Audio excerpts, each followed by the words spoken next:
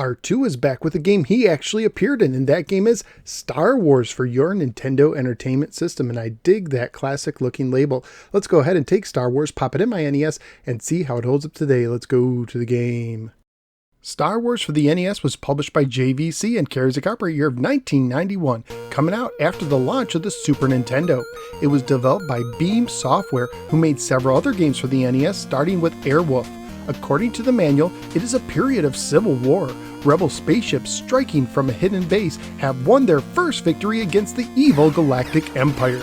During the battle, Rebel spies managed to steal secret plans to the Empire's ultimate weapon, the Death Star, an armored space station with enough power to destroy an entire planet. Pursued by the Empire's sinister agents, Princess Leia races home aboard her starship, custodian of the stolen plans that can save her people and restore freedom to the galaxy. Hooray! Star Wars is an action game for one player only and has one standard mode of difficulty. It is comprised of mostly platforming, but has some flight action too. For the controls, you use the D-pad to control your character or steer your ship.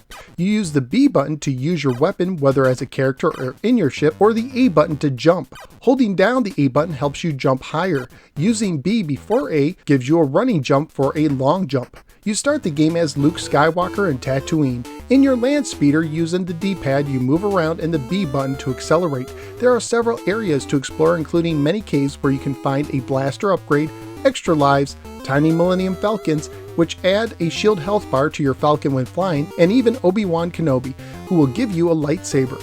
On the overworld, you can also find a sandcrawler with R2-D2 inside, or go to Mos Eisley, where you can find Han Solo and board the Falcon itself.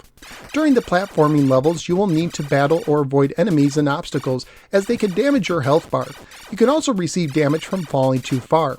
There are also orbs to find throughout to regain health. Lose all your health and you lose a life. Lose all of your lives and your game ends unless you use one of your 10 continues. Pressing select brings up a menu screen. Here you can switch between your lightsaber and blaster as Luke if you have your lightsaber, or you can switch between Han and Leia as playable characters if you've found them, but they cannot collect extra lives.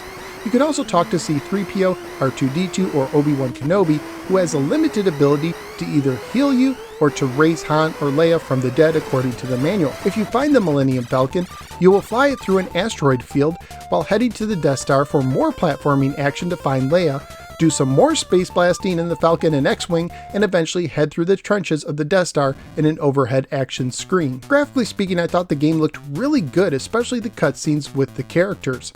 Sound and music-wise, I was a little less impressed. While some tunes were nice 8-bit renditions of some of John Williams' score, some of the other tunes were pretty forgettable.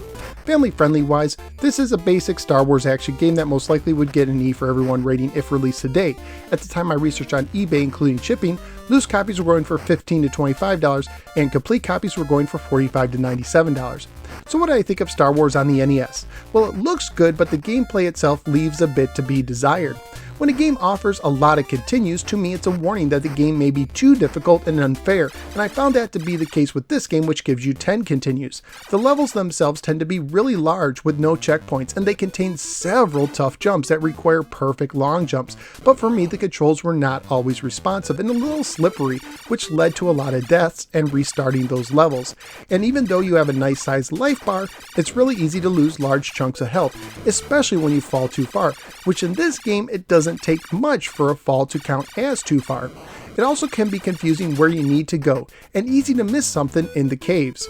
I also feel like the back of the box is a bit misleading, focusing on the flying action, which actually comprises a minority of the game and doesn't happen until the later parts of the game. Due to the game's difficulty, I was only able to get to the first flying portion where you try to guide the Falcon through an asteroid field, and I quickly perished using up my final continues. For a game that advertises the flying portions, it would have been nice if you could access them earlier and more often. Now, despite all my complaints, I did have some fun with the game, but having to go through the same difficult levels again and again makes me less likely to want to return to it. This is a game that could have really benefited from a password system. If it had one and tighter controls, this game could have been great, but as it is, it's simply okay. So where am I going to rank Star Wars? Somewhere in the bottom half. I like him more than Star Force at 30, but I do like Q*bert more at 29. So out of the 48 games I've now ranked on the NES, Star Wars is missing a long jump and landing into the 30 position. Star Wars looks great and offers some fun, but its loose controls and high difficulty keep it from reaching Jedi Master status. At least that's what I think. What do you think? Let me know in the comments below. Also, please click like and subscribe and follow me both on the Facebook and the Twitter. I'm also a member of the Retro Junkies Network. At this time, I'd like to thank the extraordinary Dude Michael from the Two Dudes and a NES podcast for supporting the show through Patreon. Thank you, Michael. If you appreciate the work I do, please consider joining the League of Extraordinary Patreon Supporters by signing up at patreon.com/NoSwearGamer. Thank you for giving me a little part of your day, and I look forward to seeing you next time on the next episode of the No Swear Gamer. Take care, especially when going through caves of Tatooine.